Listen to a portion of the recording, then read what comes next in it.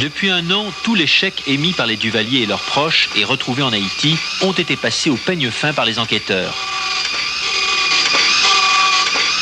Traités par ordinateur à New York, les chèques de Jean-Claude Duvalier, de Michel Duvalier et de par exemple Jean Sambour se sont mis à parler aux experts de Strouk & Laven, un des plus gros cabinets d'affaires des États-Unis avec 288 avocats. Avec leurs confrères français et suisses, ce sont eux qui ont été chargés de retrouver la fortune des Duvalier. Ils ont déjà obtenu du gouvernement américain le gel des biens identifiés aux États-Unis. Nous avons 5 à 6 avocats qui travaillent à plein temps sur ce cas à New York, Miami et Washington. Nous avons fait au moins 70 voyages à Haïti, plus les voyages en Europe, pour rencontrer nos collègues français et suisses. Les tribunaux à New York et en Floride ont gelé les ventes des appartements des Duvalier, comme celui situé dans la Trump Tower, l'immeuble le plus luxueux de Manhattan, et de 2 autres toujours à New York. Un compte avec 7,2 millions de francs du nom de Samuel Jérémy, un lieutenant de Duvalier, a été gelé dans une banque de Miami. Voilà ce qu'on a déjà obtenu du gouvernement américain. Si le gros du travail a été fait aux États-Unis, les Duvalier se trouvent en France. Ce sont donc les 2 avocats français du gouvernement d'Haïti qui doivent présenter les preuves des détournements. Maître Yann Collin et maître Jacques Salès. Le système des détournements fonctionnait de 2 manières. La première manière consistait donc à forcer un certain nombre d'organismes publics et sociétés publiques qui généraient des revenus, donc à les forcer de transférer cet argent aux Duvalier directement ou à des œuvres sociales fictives ou à des œuvres non fictives mais dont l'argent était détourné. Ça, c'est le premier système. Deuxième système de détournement consistait pour les Duvalier à puiser d'une manière arbitraire sur certains comptes publics qui se trouvaient gérés par la Banque centrale de la République d'Haïti. Et il s'agissait notamment des comptes d'urgence, de comptes de la défense nationale, qui n'étaient pas budgétisés, ce qu'on appelle donc les comptes extra-budgétaires. Alors, première filière du système.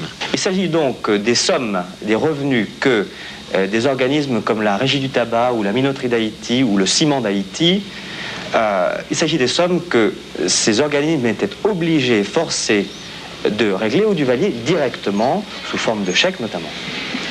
Exemple d'une grande entreprise ponctionnée, la Minoterie d'Haïti, qui avait le monopole de la production de farine. Sur chaque sac, une taxe de 93 cents, soit 6 francs, était prélevée. Avec 160 000 sacs en moyenne vendus par mois, c'était plus de 1 million de francs qu'empochaient les Duvalier tous les mois. Une lettre d'août 84 du directeur de la minoterie au président à vie explique d'ailleurs comment étaient répartis les revenus de cette taxe entre les différents membres de la famille Duvalier. Et la seconde manière consistait à prélever de manière très régulière sur des comptes publics ouverts auprès de la Banque centrale d'Haïti des sommes considérables. Et il y avait, notamment à la Banque centrale, 8 comptes qui sont essentiellement des comptes intitulés de la défense nationale, des comptes d'urgence, sur lesquels les Duvalier ont prélevé des sommes tout à fait importantes. Et je pense pouvoir vous donner un exemple tout à fait significatif. Pour le mois de décembre 1985, donc juste pour un mois, une somme de 1 45 270 $ a été tirée sur les comptes d'urgence, sur les comptes de la défense nationale, au profit de Jean-Claude Duvalier, de Marie-Denise Duvalier, sa sœur, de sa mère, de son autre sœur Nicole, de son autre sœur Simone, de sa femme et également au profit d'une œuvre sociale fictive. Ce qui vous démontre que pour ce mois de 85, de décembre 85 uniquement, les Duvalier se sont emparés d'une somme représentant plus de 3000 fois le revenu annuel moyen de l'haïtien. Voici un exemple de l'utilisation de ces comptes spéciaux.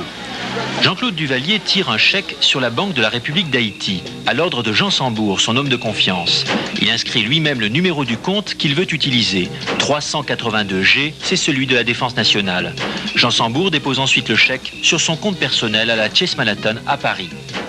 Voici maintenant le compte numéro 2 de la Défense nationale, utilisé pour un achat de 2 400 000 francs chez Spritzer et Ferman, un des plus grands bijoutiers américains.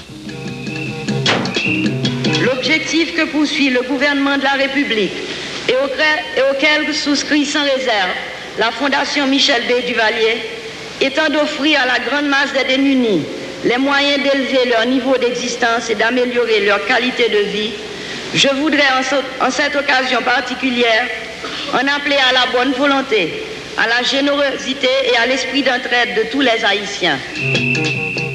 Les Duvalier justifiaient leurs importants besoins financiers par l'existence de nombreuses œuvres sociales. Michel Duvalier avait créé une fondation portant son nom qui avait notamment ouvert des cantines pour les écoliers des quartiers pauvres. Toutes les distributions de cadeaux étaient abondamment filmées par la télévision nationale qui vantait le dévouement exemplaire de la première dame. Autre exemple de la charité version Duvalier, au début de chaque année, le couple présidentiel parcourait en Mercedes les rues de Port-au-Prince, jetant billets et pièces aux pauvres de la capitale.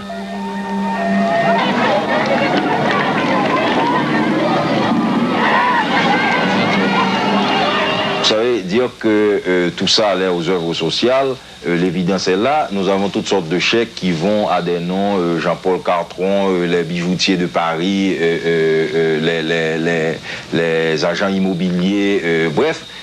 Enfin, la flotte d'automobiles dont on a hérité maintenant, tout ça, c'est des évidences concrètes, palpables, sans compter maintenant les photos qu'on a retrouvées, n'est-ce pas, la première dame engoncée dans son vison.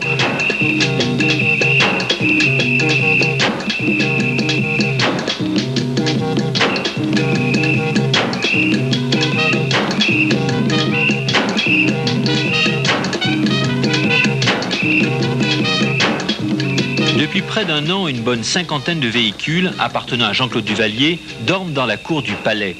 Une partie de ce parc automobile a été payée par des chèques tirés sur les comptes de la Défense nationale ou ceux des œuvres sociales. En novembre 82, par exemple, ce chèque de la Loterie nationale haïtienne était destiné aux œuvres sociales de la présidence. Une signature au dos et Jean-Claude Duvalier achète pour 90 000 francs de bijoux chez Boucheron à Paris. C'était le bijoutier préféré de la première dame. L'argent des œuvres sociales était souvent transféré à l'étranger, comme ici Michel Duvalier qui dépose un chèque de sa fondation sur un compte personnel à New York.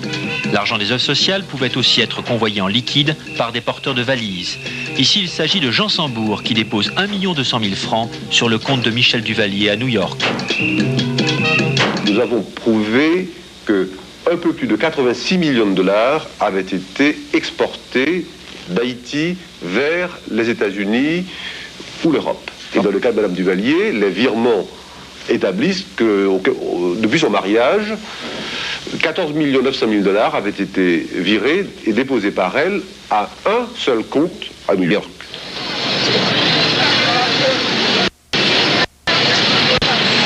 « 14 900 000 dollars, c'est 14 fois le budget de l'hôpital général de Port-au-Prince. Un chiffre qui donne une idée de l'insensibilité sociale du régime déchu à l'égard d'un peuple laissé sans eau, sans hygiène, sans travail. Mais les Duvalier n'ont pas été les seuls, loin de là, à s'enrichir alors qu'Haïti s'appauvrissait. Sur les collines qui dominent Port-au-Prince, la plus grande misère côtoie le luxe le plus tapageur. Toute cette élite qui n'a pas disparu avec lui, et pour l'instant, personne ne lui a demandé de compte.